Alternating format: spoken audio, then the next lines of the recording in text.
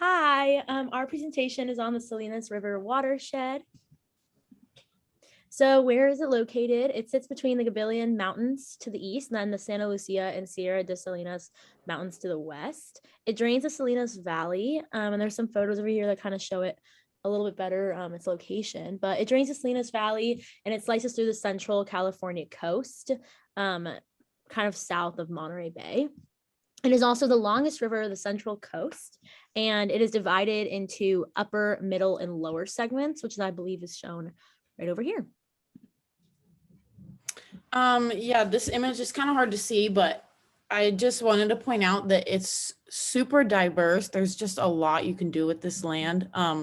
It's also really big, 4,160 square miles, and the river itself is 175 miles. But yeah, there's different kinds of forests, there's developed areas, there's crops, there's pastures, shrubs, very diverse. Okay. There's a lot of resources that we get from the watershed, mostly water. It provides water for irrigation, municipal and domestic water supply. It contributes to groundwater. It helps with the soil, create fertile soil for agriculture. And it's a great habitat for fish as well as other kinds of wildlife. And it is good for grazing for livestock. And it also is just kind of a natural pollutant filter. And these are some pictures of the valley. Okay, so the history of the region geologically, the river itself is really old. Every source I saw said it was pretty much an ancient river. It is thought to have moved like really far distances in where it spits out into the ocean because of tectonic fault and like San Andreas fault movement. So that's been happening over the last 600,000 to 750,000 years. And it used to drain the Lake Corocan, which was the lake in the center of the Central Valley that was like a prehistoric lake. And then it would drain it into Monterey. So, and the other thing is that it travels north. This is also thought to come from the tectonic plate movement, which is really weird for most rivers in California. And then until recently, it was a really big lake and would flow year round, but then would have like massive floods throughout the year, usually in like January, February. But recently, because we take so much water out, it pretty much has gone dry. And then sometimes during those early months in the year, it will still flood really, really bad. So it's actually been a really big problem recently with flooding in specific areas. Okay, so then the native people that used to live here or still kind of have some regional part ownership is the Salian people, which is what the lake is named after, or actually they're named after the lake, the Ohone people and the Esalen people. And then these all obviously have their own very individual cultures and traditions, but overall they were hunter-gatherers. They ate things like nuts and berries, and then obviously local game and fish that they would catch, acorns from the oak trees, and they would make clothing and baskets from the reeds and the grasses and the willows that were around in this area and still kind of are. And then these are photos of each individual tribe that was really prominent in these areas. Yeah, and then so past uses, the Salinas Valley, it was inhabited by indigenous tribes, just like Audrey was saying. Numerous tribes of hunters and gatherers. The land's always been super fertile, due in part just to climate and just a bunch of water there. So the late 18th century colonization also introduced a bunch of the Spanish missions into the area. And then after that, in the mid and late 1800s, commercial agriculture started taking a big influence in the area, started to expand, partly in part due to the fertile soils such as like the Salinas clay loams. And so yeah, it just transitioned from Native American inhabitants to colonization and then to commercial agriculture. Okay, so the more current uses post 1900 is really water collection. It's in a mountain range, so it collects a lot of runoff off of those, and it's used for irrigation all throughout Monterey County, and which is worth a 4.5 billion industry, is the agriculture industry in Monterey. And then the Salinas River actually has been dammed. It was dammed twice, once in 57 and another in 65. And those are pretty much providing all the drinking water to Monterey and counties like San Luis Obispo and cities like Paso, Atascadero. And then the northern watershed is not really inhabited. So it's kind of just used for runoff, and that's where we get a lot of water from. But then the middle and southern are really large, either cities or agriculture lands. So that is a major use for all that water that is drained. So there was a study done by the Central Coast Regional Water Body Control Board, I think in 2012, which found that all three segments of the watershed were listed as impaired, and their benthic macroinvertebrate index of biological impairment, the mouthful, is also very poor. And what that means is the BIBI is basically like a scoring tool for like the health of an ecosystem, and it transforms like raw biological data that you collect in the field or at the water body, and it transforms it into more of a simple, understandable numerical score of overall ecological condition. And it just provides a good means of evaluating the conditions of streams in California. So that was not good. And why? Increase too many pesticides, that comes from agriculture, landscaping, and actually golf courses.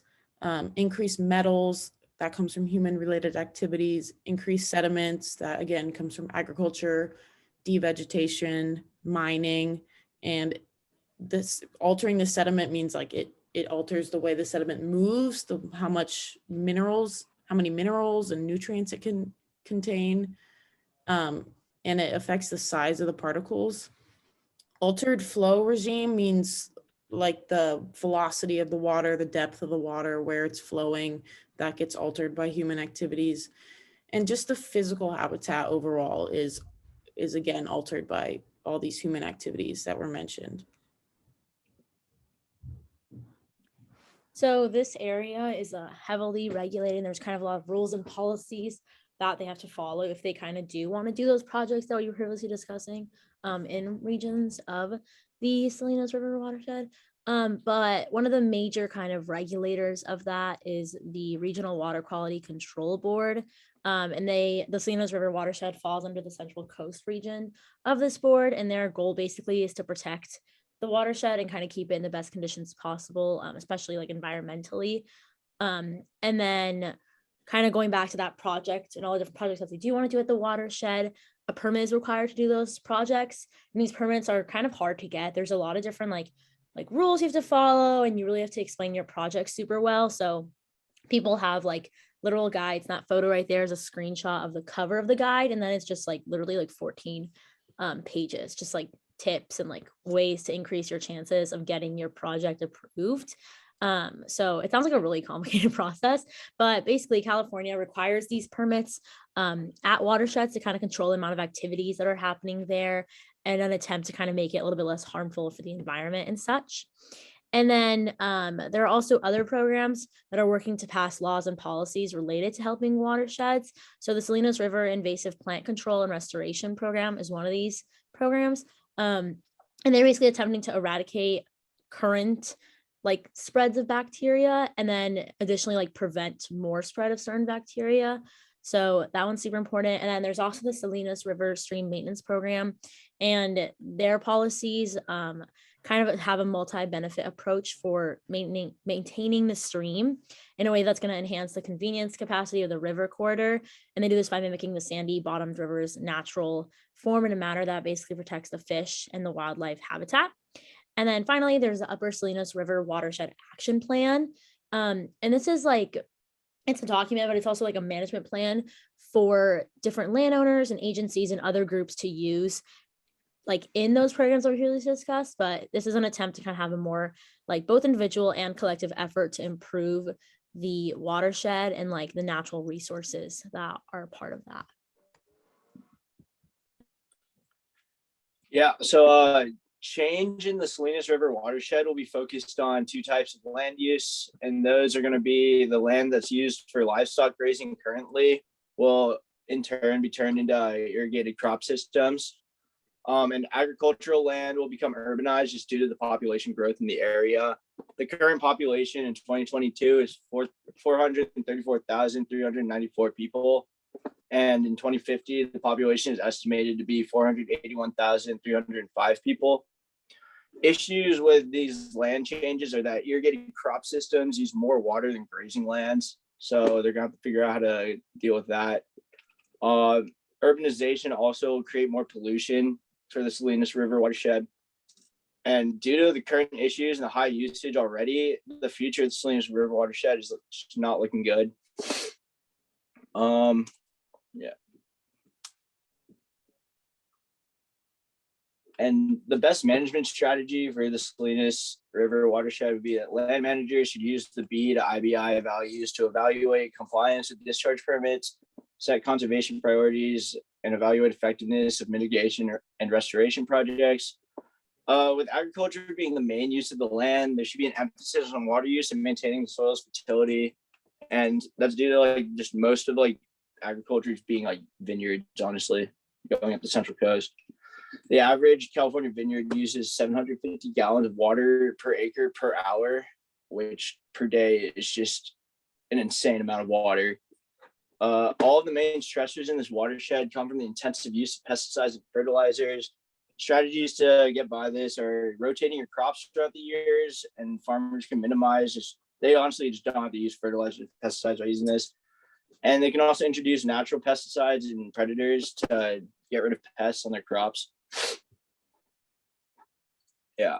What is stopping the best practices from being implemented? And honestly, it's just that the agriculture industry is a major component of Monterey County. Agriculture has an estimated impact of $11.7 billion on the local economy, and 1.4 million acres of land is devoted to agriculture in Monterey County. And the population of Monterey County is just steadily growing. It's estimated it's growing at 0.3% of the population per year up until 2080.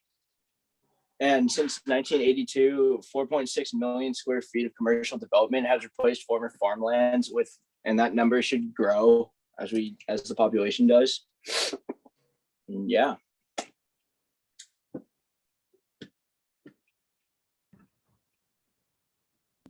Here's our works cited. Thank you so much.